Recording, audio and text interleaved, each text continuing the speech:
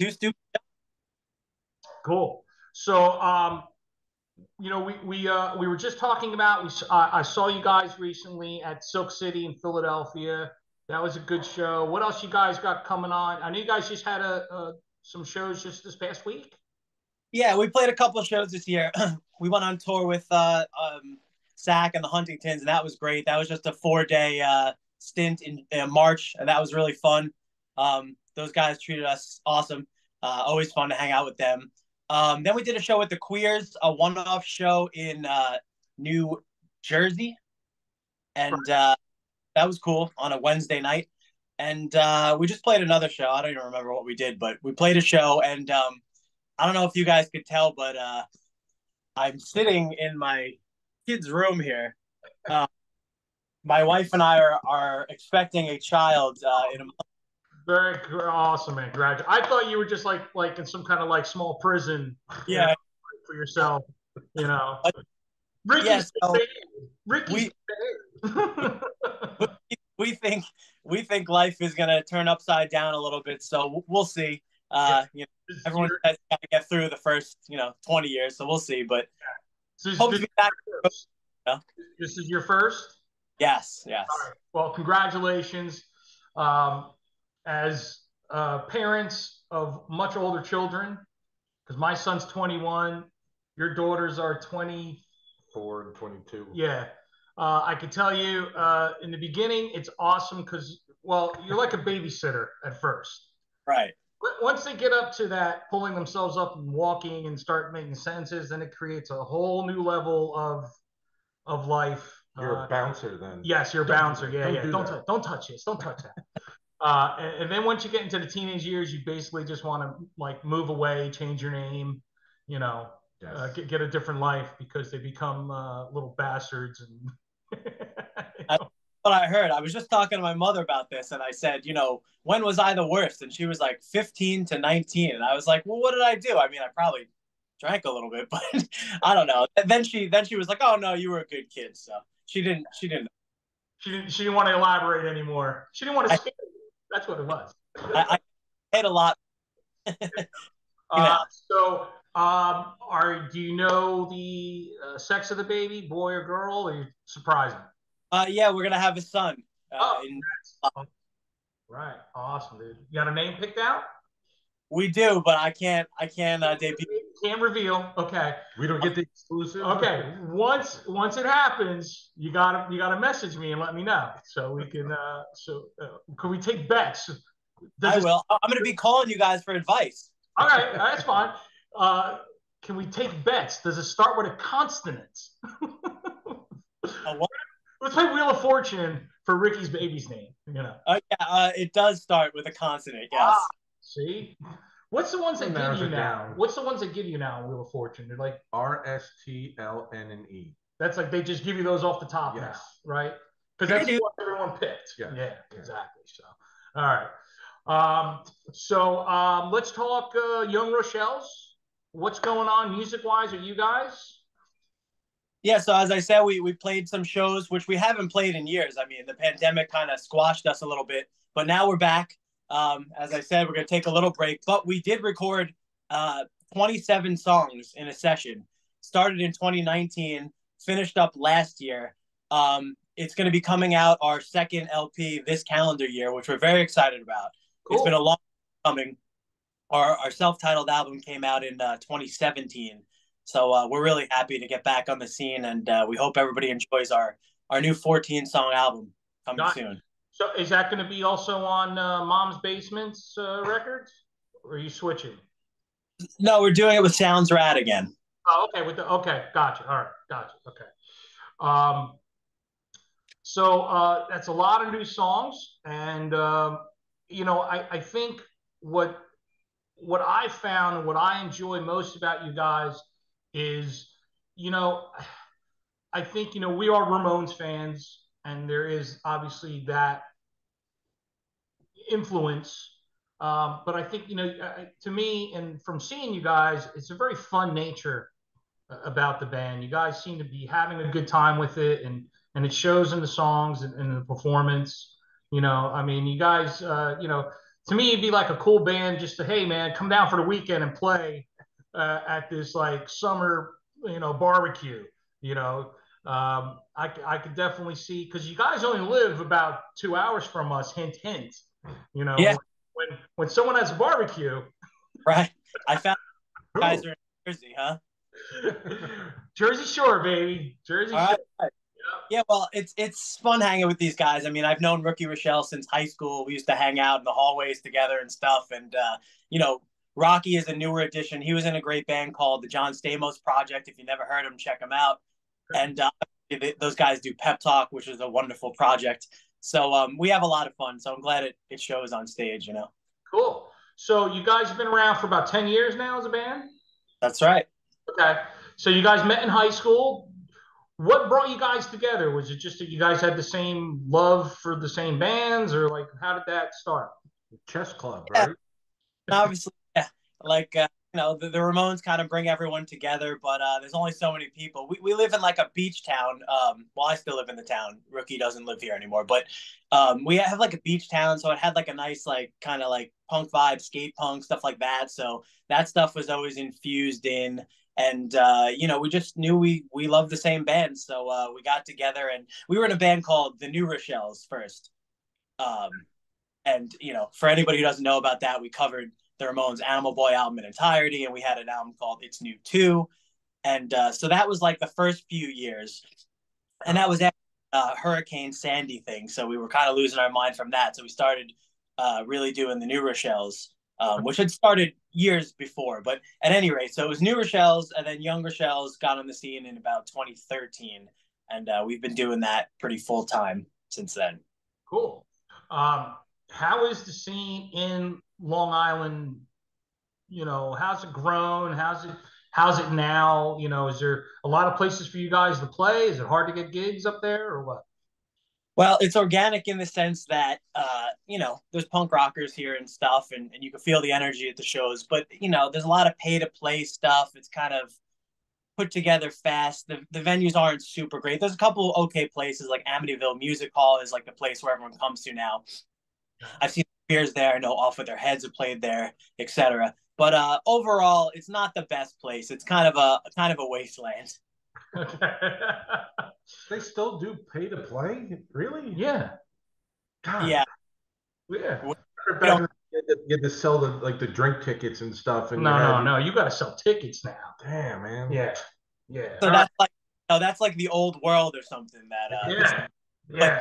but there's a couple okay shows here and there. But if you notice, we're always going out of state with cooler bands, and we're playing Brooklyn or the city or something. So Yeah. Brooklyn's especially good. Yeah. It seems like that. I think there's more opportunities there. Yeah. For all the years that I've been involved in music, I just don't remember a lot of places to play on the island. It was, I can't think of it for the life of me. You know. There was a place called Revolution, but that's no longer there. Okay. Uh, as I said, Amityville Music Hall. I mean, there's just random bars like Shakers had a couple decent shows here and there. Okay. Yeah. Big goes on. He's a good guy and promoter. I'm not sure that he's necessarily doing that still, but there's some history and stuff here. But usually go out of town. Are the how is the so that other than not having a lot of places to play, how is the scene in general? Like, are there people, Long Island kids, 20, 30-year-old, 40-year-olds that do follow, this music, your music, you know, um, how is that? Because there are places where there's just no scene at all, and you have to go out of town because no one's going to listen to you unless you're out of town. Yeah, I mean, I don't know that I would call it a scene, but there are people that show up, and I'm like, who are these people? Even if we play a town or two over, but in some ways they're loyal and they come to these shows year after year. We haven't really played a local gig in years, so it'd be curious to see if it's grown or whatnot. But yeah, Cool. All right. Cool. So I didn't tag you in the post that Ricky had sent out yesterday asking about the Ramones. And he asked the question of the worst What was it? The worst Ramon song? Yeah, I wanted to get people engaged and tuning in. So I said, "Hey, what's the worst Ramon song you got for me?" And some people chimed in Yeah, between. we're gonna talk about that. We're gonna talk Okay, about because I want, okay. to get him set up, Uh-oh. But so now you've also been doing your own stuff too, right? You've been recording, writing, and recording your own. Yeah, so I had a solo album called "So Far So Good" come out about 2 years ago. I put it out digitally, and then it came out on Eccentric Pop Records, and that was a nice, shiny, pretty record. I was really proud of it. Stuff that I did during the pandemic kind of sparked my creativity when we couldn't go out and go on stage. So those are some cool, inspired songs that yeah, I'm proud of. And now I'm gonna have a second album coming out. I don't know what the title is quite yet, but that's going to be coming out this calendar year as well. And I've been working at one particular music studio, which I'm excited about. Shout out to Mr. Greg Gavitt. He's my producer engineer these days. And I just like to have action. Cool. Now, is that something where you're playing all the instruments? You're doing everything? So I'm doing drums and vocals and a lot of the backup vocals, and I let Mr. Greg do guitars and bass. He's Okay. great, especially as a bass player. So yeah. Okay, cool. All right. All right. You know what? I want to ask a technical question because this always comes up in recording. Oh boy. For those people who don't know, the layman's, right? When you're recording something on your own, you're not in full band mode. Where do you start? Drum tracks first? Are you laying down? You playing to a click track? What are you doing here? How did you work? Yeah, click track is the way, and we always do drums first. It's usually drums, guitar, I think, then bass. We just stack it up as we go. Very technical. Gotcha. Yep. So I would think you need drums and bass first, right? You need that percussion, the drive. it depends on the artist, depends on the band. When you're doing it solo though, and it's just you and maybe one other person, obviously that becomes a much different. Like my band, we always just kind of record live and then go back and overdub parts. And that's a fun way to do it too. That comes out real clean and organic and nice, and it has somewhat of a raw sound, which is sometimes lost these days, right? Yeah, yeah. So that's yeah. That's so we would just to have that first kind of rough track in a sense, be live, and then go back overdub, throw in the vocals last. Vocals we always did last. That's when you guys would use auto tunes, right? Oh, yeah, you fucking dick. Yeah, I'll auto tune your ass. No, I don't think they had auto tune back then. Oh, Yeah, if you wanted auto tune, you just had to play through like a chorus pedal just to make yourself sound cool. everyone's an auto tune expert now, right? It's only been around for 5 years. Oh, auto tune. Auto, Oh, yeah. what? Auto tune. But you know, Used it last. there's other things that you guys probably know of, maybe like quantizing drums, and there's always studio if you want to. I've had occasions where I do some of those things. I have occasions where I don't do some of those things. It's just whatever the nature of the product is. But yeah, yeah, and I think the drum sound really is for me as a bass player. Drum sound is key because that kind of starts everything off. If you can't get a good drum sound, your recording is not. You're not going to be happy with the finished product. Yeah, there's a lot of times where I question the drum sound, and then we fix it, and then we're like, this sucks. Let's go back to the other one. Yeah, see, you always got to have that other set of ears, man. That's why. Creative liberties. So other stupid John, what's going through your head right now? I want you involved in this. Well, I've never played. I played piano when I was a kid, but I've always wanted to get into chopsticks. Stuff. I mean, I know enough of like I can read music and stuff, but I've always wanted to be an engineer and do stuff like that. So I'm always interested. I always pick his brain about when we read articles about oh, this band over that, and who is the best guitarist and bass player and things like that. So I get involved. What? Yeah. There's no question. Call Alvarez. We're back to that. Oh, him with the list. Oh my God. Oh, I love my list. I love my list. We had what? We had the best guitarist last yeah, one, yeah, right? it was it was top 20 punk guitarists of all time. Right. Oh, and who was number one? I forget. You threw a fit. He threw. Well, aren't you more of a metal guy? Yes, yes. Yeah, he's more the metal guy. I mean, growing up, I listened to Descendants. I listened to Agnostic Front. Misfits were I mean, Yeah, he's big a big big Misfits fan.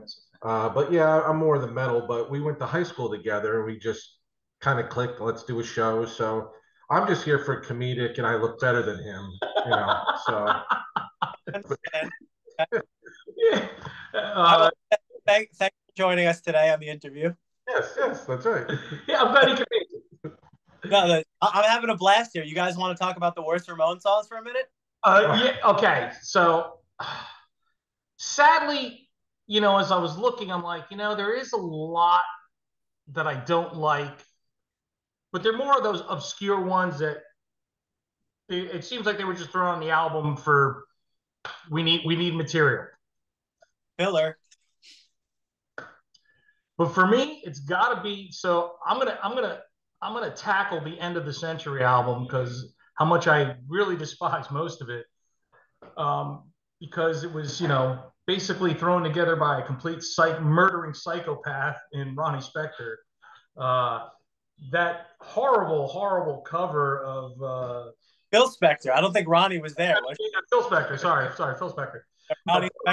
poor Ronnie Spector had to live with that shit. Yeah, yep. Phil Spector. Sorry.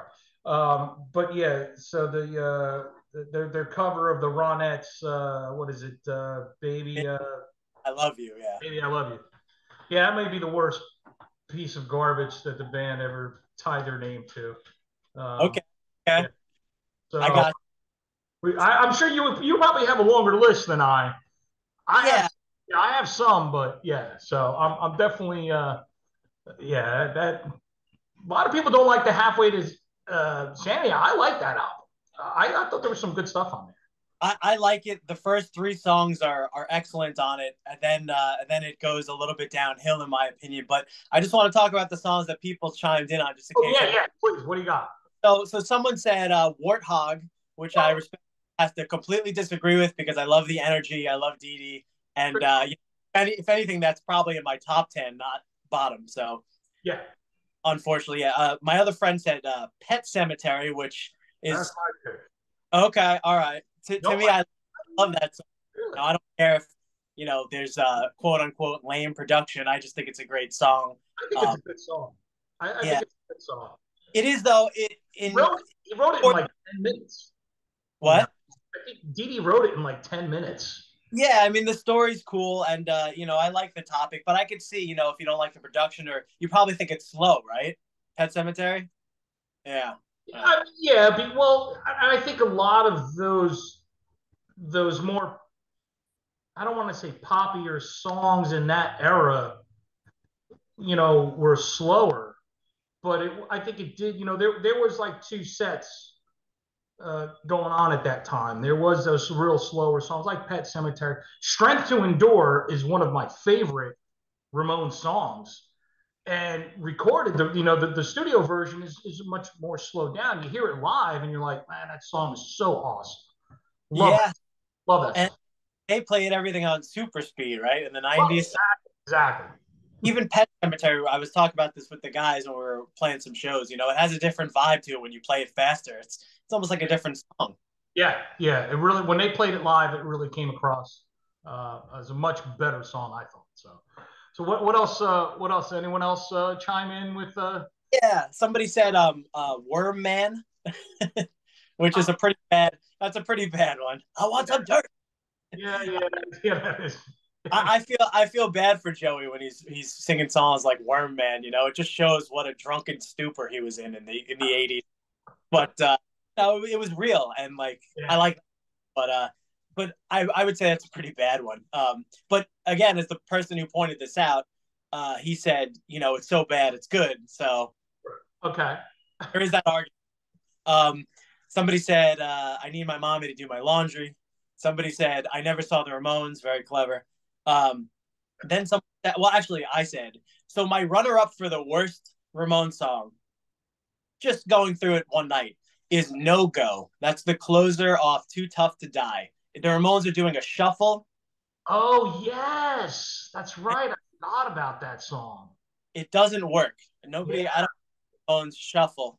Um, it's like, that kind of rock and roll feel. Oh right, and he's just doing It's that. funny because like I wore the shit out of that tape when that Mhm. first came out. I had it on tape in my car, and I must have bought it 3 times because I just wore it the hell out. You know, um, yeah, I completely forgot about that one. Yeah, Like that song when it came out. I mean, did you like that? I think I probably passed that one up. you know, You need to have a good closer on an album. You can't close with something like that. yeah. Listen, the way I always looked at it is you got to start with something strong, all right? It's like a menu. Great appetizer, awesome entree, great dessert. That's the way you set up your. That's the way you set up an album. That's the way you put together your set list. You got to start strong, come out strong, give them something to pack everything in the middle, and then the end you finish strong. There's going to be a couple in between you're going to throw in just for filler for times. But that song was now that I remember, that song's pretty bad. I like that theory of the whole menu thing, and I do want to experience just following my own stuff. I could say with pretty certainly that people listen to the A side of the album much more than the B side. Yeah, The streaming numbers kind of reflect that because I look what people listen to. So a right. lot of times I like to put the best song first. Is that blowing the load metaphorically? Maybe, but I mean, you know what I'm saying? You're just starting right out of the gate with something really strong and then keeping up their momentum. Yeah, yeah. I remember one time the last show I ever saw at City Gardens, okay, Right. was the Afghan Wigs. Okay. And it was the day Kurt Cobain died. Because we're on the way driving out there, and it came on the radio that Kurt Cobain had died. I was like, wow. I was like, so you got there, and like the show was like very, everyone knew, everyone was talking about it. Afghan Wigs got up there and they even said, something about it. And then they started the first 2 songs were their 2 biggest songs, the two that they're most known for. And I was like, wow, they just blew their load in the first 2 songs. What are they going to play now? But I was somewhat of a fan, so I kind of knew some of the other songs. But yeah, it definitely was like, wow, that's kind of a weird way to start. Yeah, You and know? I completely agree. I think on an album it works to put one of the better songs, first or at least in the beginning. I like the one spot. I like the four spot. But Yeah, live, a different animal. You got to play something good within the first 5 songs. But right. yeah, your closers, your last 25 percentile of the set is where it gets It's juicy. funny you say it's funny you say track one and track four. Whenever I go to pick songs, I find that track two is always the strongest. That's the one that usually the intro just kicks you right in the throat, and I'm like, usually that's the one I usually pick when I do my playlist. So, Really? Okay. and usually track one is some crazy intro as well, anyway. So I Right. guess Over time, those things have changed over time a little bit, and don't quote me on the one and four, but I like the old school way of one and four, or at least four. If you notice, like albums like 90s, early 2000s, the fourth track is always money. actually you're right. Yeah, If yeah, you think about it, looking at the liner notes and everything, yeah, you're like, oh yeah, yeah. yeah. It's usually songs like 7, 8, 9 that are like very hit or miss and Obs- just Obscure. yeah, they're not even B 7 minutes. sides. Yeah, they're Instrumental. very rare that they get played live. It's You know, true. It's true. another thing, when you have a lot to choose from, you guys have a lot of songs to choose from, right? Tell me about it. You're gonna where you're gonna pull from. You only have what 30-minute set, maybe 40-minute set if you're lucky. We You never play longer than 30 minutes. right. So you got to, if you're a band like those bands that have like are 20, 30 years old and they have 15 albums, like a band like Bad Religion, for example, they're going to want to play all the hits that everyone wants to hear, but then you got to fill up the rest of that time. What are you going to pick? They're going to pick stuff that they want to play. There's got to be some kind of balance. And the worst is festivals. I hate going to festivals. You know, when I see the Descendants at a festival, dude, I know I'm only getting 30 minutes, maybe 40 minutes, but you know, they could play an hour and a half and get everything in and still miss a couple. You know, it's like, you know, it's bands like those legacy bands. Yeah. They've got so much to choose from. Do you find those bands have what I'd call a festival set list where it's the same shit that you would hear from festival to festival? Maybe swap one or two tracks. Yeah, I think they're going to play the ones that the crowd wants. You know, they'll throw one or two stuff in there that, you know, that's going to surprise you. He's never surprised because this guy here. I knew you were going to say it. All right, I made fun of him all the time for this. So he's going to go on the line, find a website that's going to give the set list. Setlist.fm. I like it.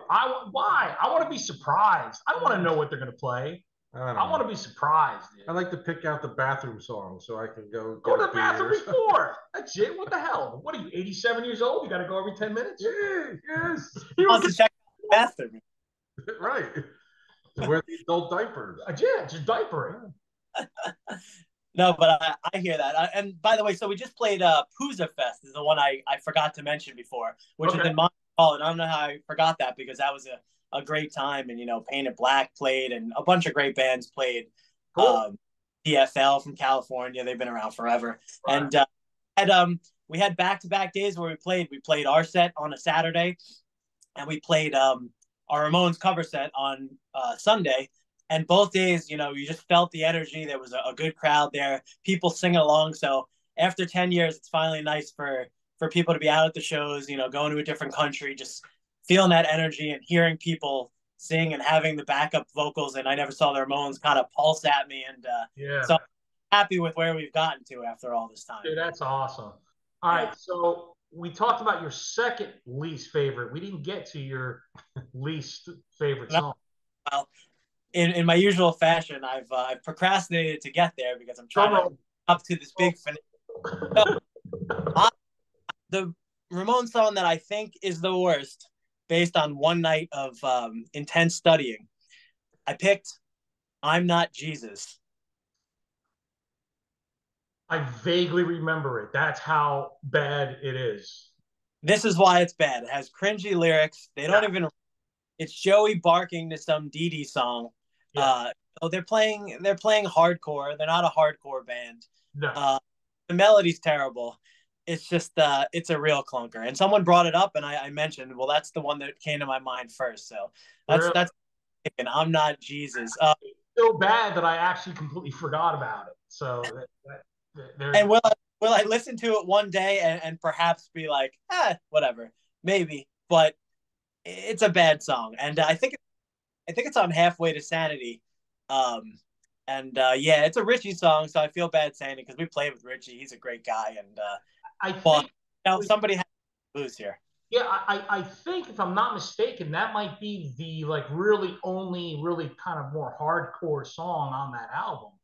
I don't know if there's any other thing that's really fast.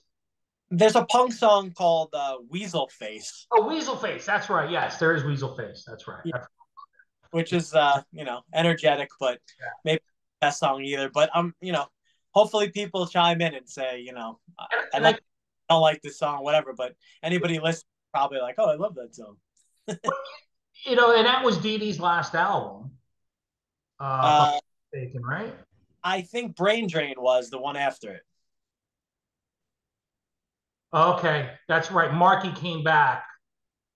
That was Richie's last album. That's right. And then Brain Drain, and then I think that's when CJ came after that. Yeah, Dee Dee had a song called "Punishment Fits the Crime." Punishment Fits the Crime. Yeah. Which I didn't hate, but I know people who really don't like that song. But it's okay. It's all right. Yeah, I don't know. Who knows why we are attracted to the songs we are and not. Right, yeah. And all those novelty songs, there's a time and place for them. So. Yeah, I think so. I listen again. I think you would know that when you're writing with the intention of, okay, it's time to record and put something out. We're gonna write 10, 15 songs. These 10 might make it, these might get thrown out. You're working hard, but I think there's times where you definitely second guess yourself. It just something's not clicking right with it. You try playing it live and it just doesn't work.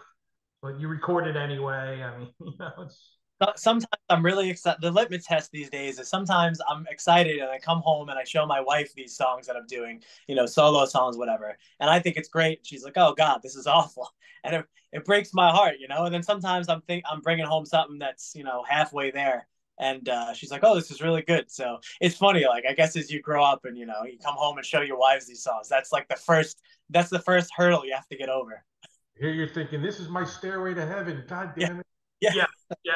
Oh, trust me. So I remember like the last time my band recorded, I came home and my wife's like, how'd it go? I'm like, oh, went well. She's like, all right, can I hear? I'm like, no, no. You're gonna wait until it's finished. I'm not playing it for anyone. I listen to it in the car like for 10 hours straight, but I'm not letting anyone else hear it until it's done. And you know, then I've heard it again for another 10 hours in the car and in headphones, and then I'm ready to, once it's on that disc or on that record, then you can listen to it. But yes, and she knows, so. Sometimes you have to check the songs until they come out, so I understand. But I gotta say, of course, my wife is one of my biggest supporters, so that was not a. I don't want to get yelled at later. Right? Yeah. No. Or we got you. We got you. Do you ever have albums, whatever genre, whatever, where first listening you're like this is trash, and then you wait like a week or so, and then you listen to it again, and it finally grows on you? Big Sure, time. Big time. sure, I did that with the first time. So I'm a huge Alkaline Trio fan. right. And I remember the first time I heard them, I didn't like them. And Heard them at all? I heard them at all. Okay. And I had downloaded an album. I had like one of these music services where you get like, hey, 10 albums free. You can download them. Columbia House. This was like the digital version of Columbia. It was back when MySpace was around, and I downloaded the whole album. I think I hit like maybe 10 seconds of each song. I didn't like it. I just never listened to it again. Like a year later, I just came across it and I listened to it. It's now like my favorite album from them. It's like, to me, it's their London Calling. And that's a litmus test for me. So if you got an album that's good, Ricky, that's your London Calling, bro. That's it. That's they have a really distinct vibe, Alkaline Trio. So I feel like that's a band you're either gonna love or not love. But I always like them, and I know Matt Skiba got some shit for being in Blink-182 for a bunch of years, and I don't know if that was deserved. I mean, I think he did a good job, but I did see Blink about 2 weeks ago, and they were quite good. So okay, cool. I was all right, cool. It's good to know. Good to yeah. know. Yeah. So that album, the first album they did was, what was it, California? With I thought that was a good album. Yeah. I love all the songs. I thought were very well constructed. Travis really is a beast of a drummer because he brings a lot of different sounds and styles to playing punk. I think he has that unique playability about him. And that was definitely a risk, in my opinion, to bring someone like him in. But look how it kind of propelled them to even bigger places. Yeah, it kept them going. It kept them relevant. And yeah, bringing somebody that no one knows versus somebody that people are, somewhat aware of. It's, right. It's Who do you think is the most popular member of Blink-182 in 2023? Travis. Travis? I got a 1 in 3 shot here. Well, because now Travis goes, he helps everybody out. He's playing with Avril Lavigne. He's playing with everybody. Yeah, he's doing a lot of collaborations. Yeah. That album is great, by the way. I don't know if that's your thing, but that Avril Lavigne Love Sucks album, very good. Yeah. I heard some of it, and I was like, he. I think there's certain musicians that wherever they go, they bring something that's very unique, and they could change, what's going on immediately. there's so Stevie Ray Vaughan, for example. A lot of people didn't realize how much guest work he did, other than just putting out his. He did a lot of stuff for other people, dude. He freaking played Michael Jackson. People don't realize that. Everyone's like, oh, Eddie Van Halen and Beat It. Yeah, well, fucking Stevie Ray Vaughan too. A lot of those virtuosos like Steve Vai, right? All those guys, they play on everything. Yeah.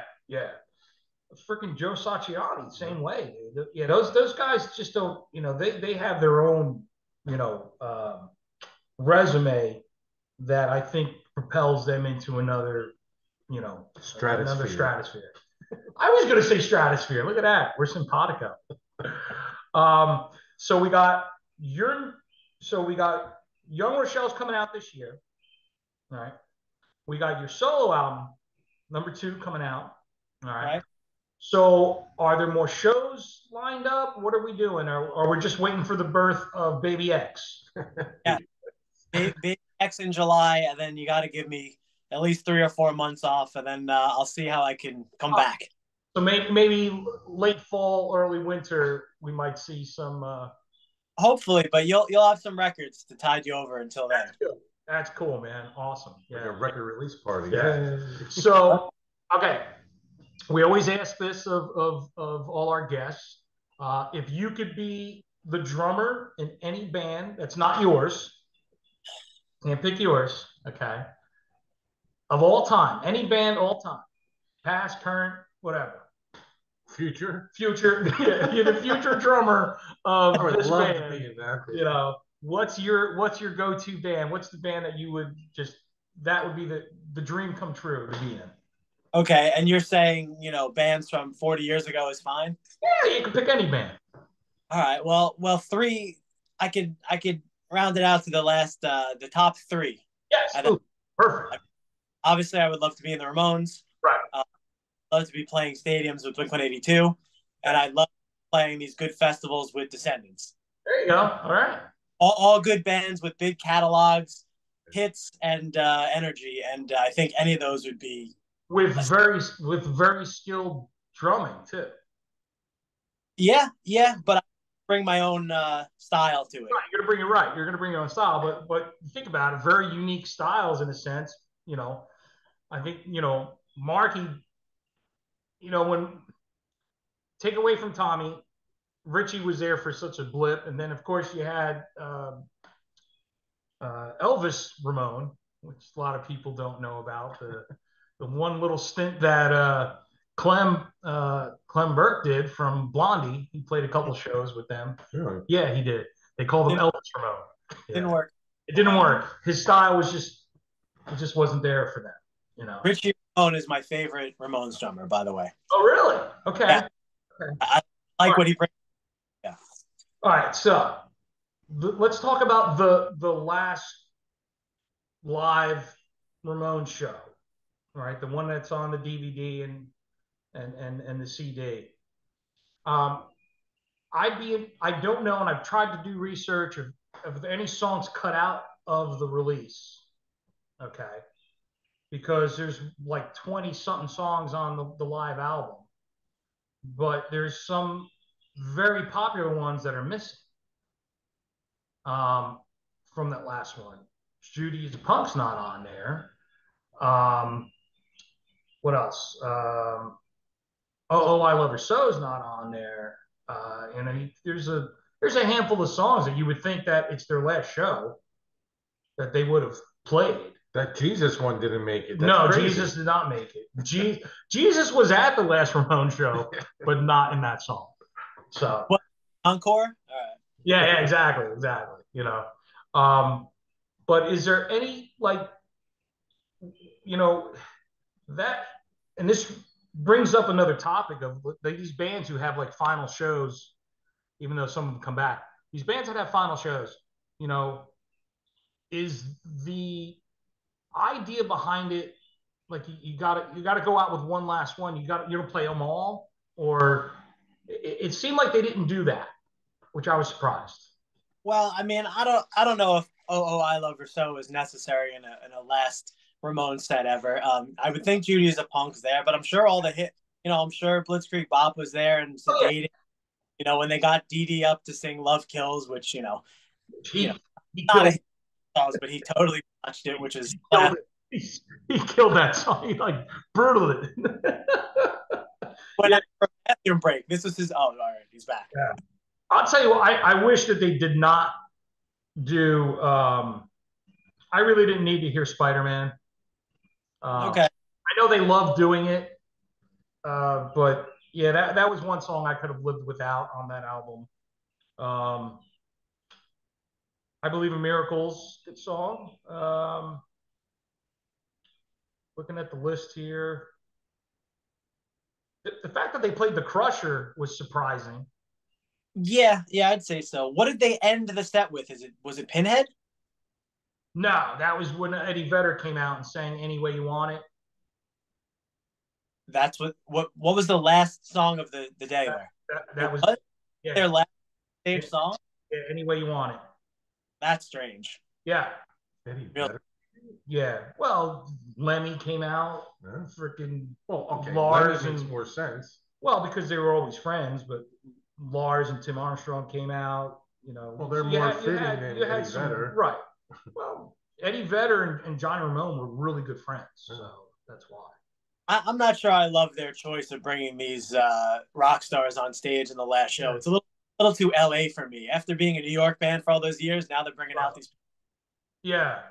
Um, Listen to Your Heart is another song that I would have kind of surprising to be on the final show. Sure. I Don't Want You is another one that yeah, I mean, I like it, but again, it's just Well, the album songs you're saying, so you don't expect to hear these album cuts. right.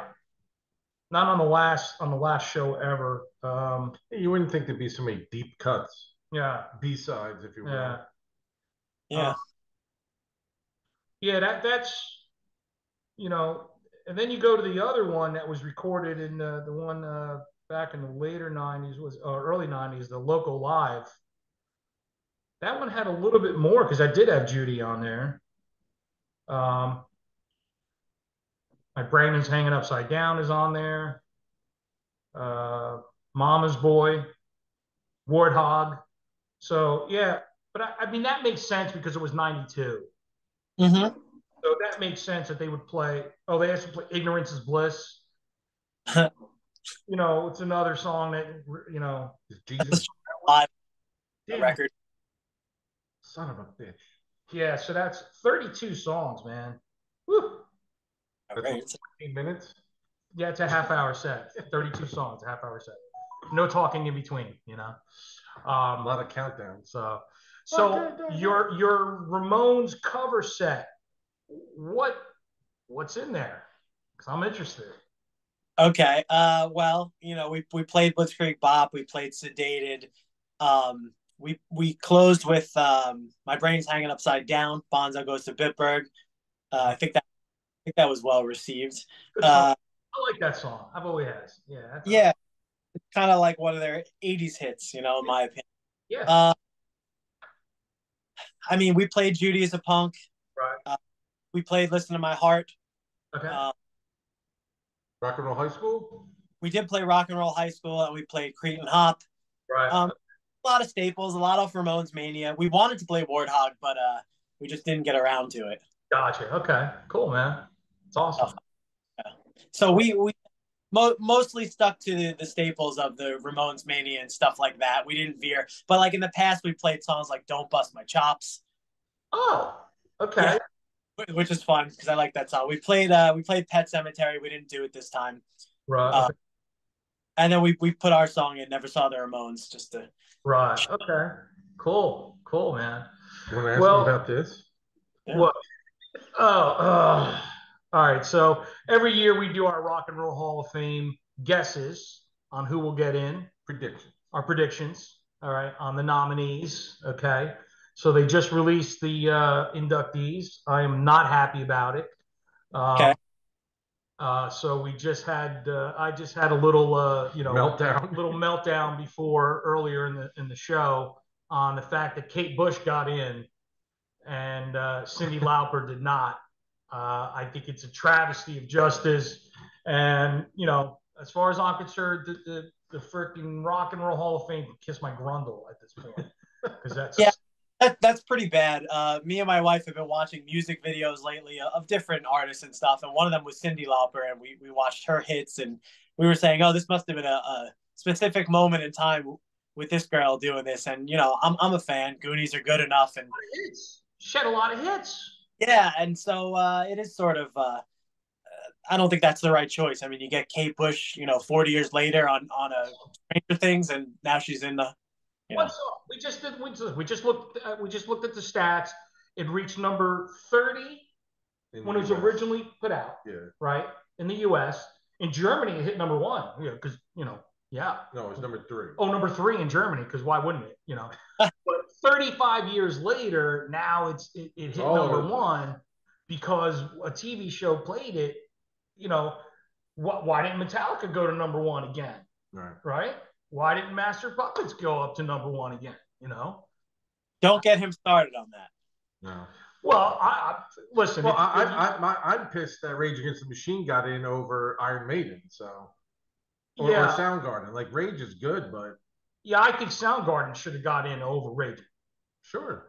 I mean, they were kind of the quintessential grunge band, if you're not counting, you know, Nirvana there. But I mean, what's a more iconic voice than Chris Cornell? Hear that? I say one of the top 5 rock voices of all time.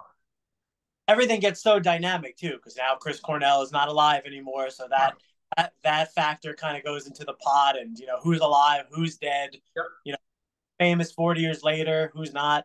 I mean, but it's interesting, right? For these streaming shows and stuff to put a song on, and then it skyrockets someone who's, you know, I don't know how old Kate Bush is, but I don't know how active she is either anymore.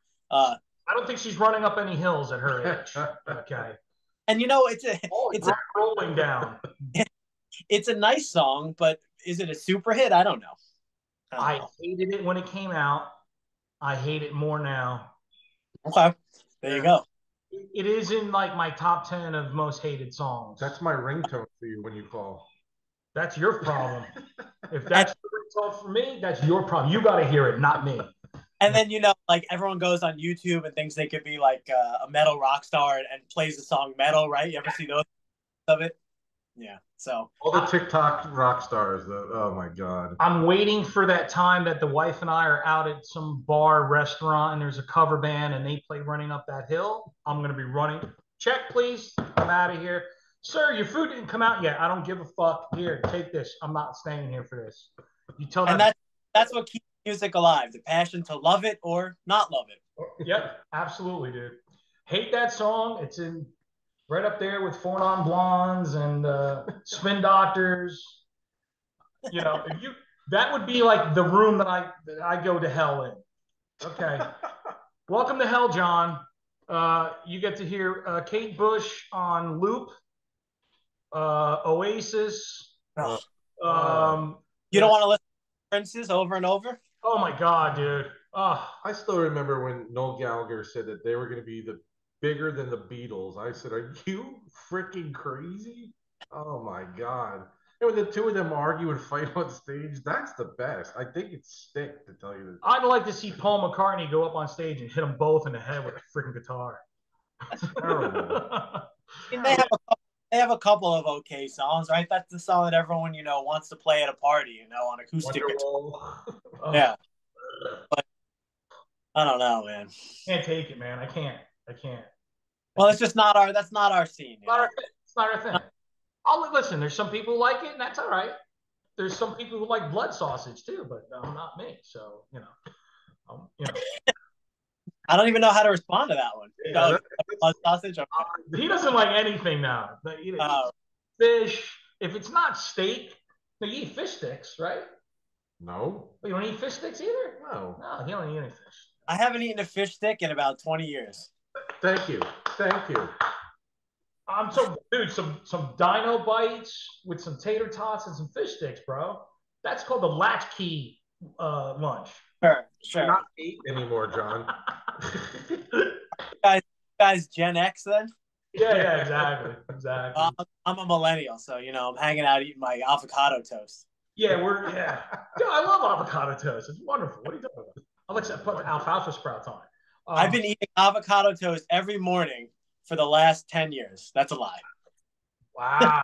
You go through a lot of avocados, my friend. Although I am a big fan. I'm not going to lie. I am a big guacamole guy. Guac and queso. I eat, you make I your eat own? both Western Grill about 5 times a week. Okay, do you make your own guac at home or do you buy a pre-made? I buy it and I'm broke. I'm Okay. broke. But I think a lot of people are broke these days. So You got to make your own, man. I'm telling you. Nothing like fresh made guac. And I'll tell you what the secret is. Okay. Coteja cheese. Okay. Okay. You can buy that. Any supermarket has Coteja cheese. It's like a Mexican, almost like equivalent to like a Mexican Parmesan. All right. I want to put cheese in guacamole. Coteja, you top it with Coteja cheese. Okay. It is the make or break ingredient. I make my guac at home. Killer. Do they have Chipotle? Do they put that in the Chipotle guac?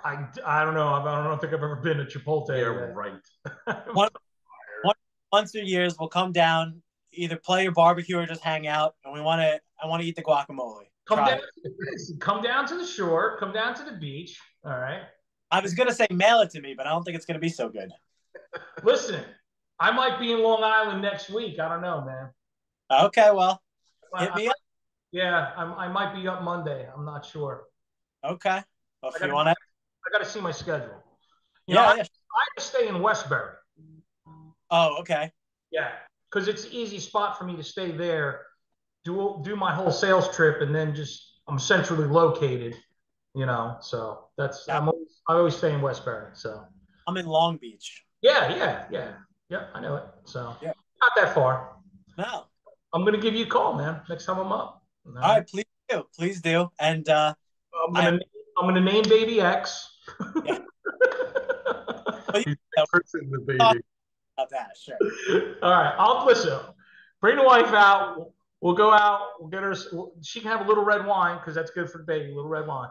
And then, what was the brother of Racer X? Wasn't that his brother's name? Who? What? Fucking cartoon. God damn it. Old bastard. I don't know. Oh, stop. I'm not that old. Speed Racer. Oh, okay. Yeah. Brother was Racer X. Sure, whatever. But he didn't know it was his brother. What does that have to do with guacamole? I'm just saying. Baby X could be Racer X later in life. They all sped off into the sunset to get the best guacamole. There you go. I'm telling you, dude. Oh, Kate Bush. Yeah, still listening to Kate Bush. All right. Ricky, thank you so much, man. We had a great time with you. I really appreciate you coming on. And keep us in the loop. Let us know what you guys, got going on. When the record hits, bring it our way. We'll play it for you and the solo stuff too, man. All right. Thanks. Follow my bands online, New Rochelles. I'm in the Young Rochelles, Ricky Rochelle. We got it all going on, Instagram, Facebook. So hit me. All right, man. Thanks, man. Cool. Appreciate it. Thank you very much. All right, had a blast. Talk to you guys. All right, good luck. All right, so we went longer than I thought we were gonna, but it was just so easy to talk to Rick. Yeah. Nice guy, and I'm definitely anticipating hearing some new stuff from them.